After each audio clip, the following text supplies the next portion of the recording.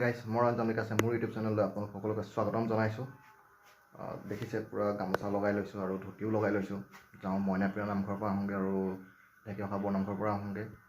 মানে কি হয়, মইনাপ্ৰিয়া বৰনামঘৰত প্ৰথম যাম, তাৰপিছত ঢেকীয়াখোৱা বৰনামঘৰত যাম। চাই থাকক ভিডিঅ'টো, আৰু যদি ভিডিঅ'টো চাই ভাল পাইছে তেনেহ'লে লাইক, কমেণ্ট, শ্বেয়াৰ আৰু ছাবস্ক্ৰাইব কৰি দিব আৰু চেনেলটো আগবাঢ়ি যোৱাত সহায় কৰিব। চাই থাকিব। মইনাপ্ৰিয়া বৰনামঘৰ পালোহি, আহি পেলাই চাকি লৈ লৈছোঁ। 5 গছ লৈছোঁ চাকি। ধূপ এটাকে দিব। এইটো নালাগে, মন মন্দিৰটো নালাগে। জুইশলা পোৱা এটা জুইশলা কোনটো পাম মানে?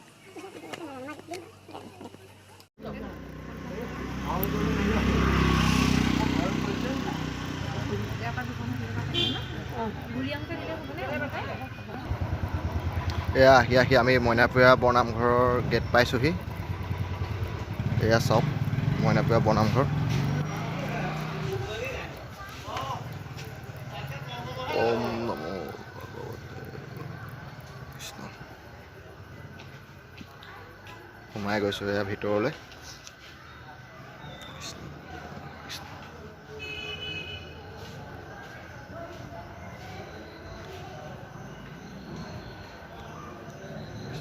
ইয়াত লিখা আছে মৎস্যকূৰ্ম নৰসিংহ বামন পৰশুৰাম হলিৰাম বৰাহ শ্ৰীৰাম বুদ্ধ কল্কি নামেদখ আকৃতি ধৰিছা কৃষ্ণ তজু পাৱে কৰোহো প্ৰণাম।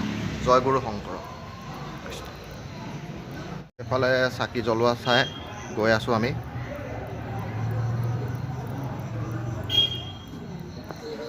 আজি মইনাপ্ৰিয়া নামঘৰত নাটো আছে, নিসিংহ মুৰাৰী। ইয়াৰ পিছত যামগৈ আমি ঢেকীয়াখোৱা বৰনামঘৰত যাম।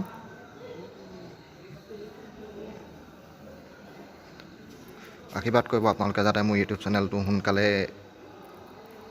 মানে অলপ হেৰি হয় আৰু আগবাঢ়ি যাব পাৰে।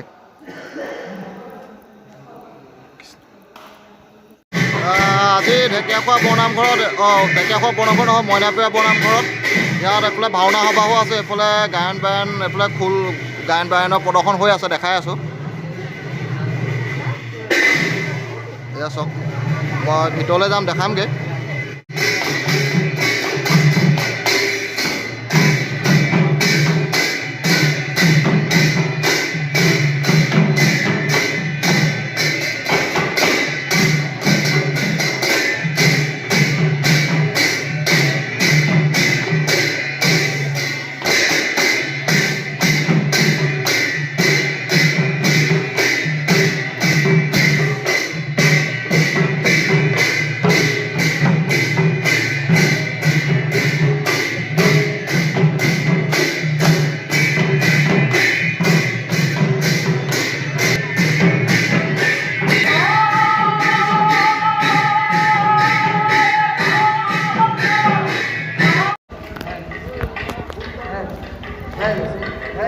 মইনাপ্ৰিয়া নামঘৰৰ পৰা এতিয়া যাবলৈ লৈছোঁ। এতিয়া যামগৈ আমি ঢেকীয়াখোৱা বৰনামঘৰলৈ, চাই থাকক।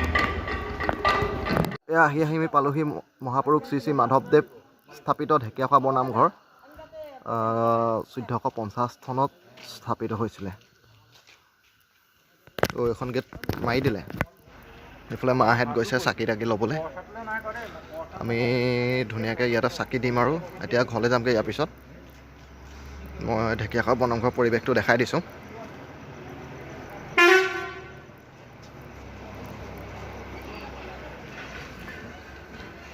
ইফালে নিও যাবগৈ পাৰি। কৃষ্ণ, পূৰা এটা মানে সুন্দৰ পৰিৱেশ।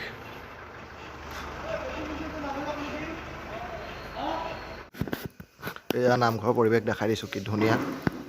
এয়া এইফালে আমাৰ আই, লগত এয়া আমাৰ মা,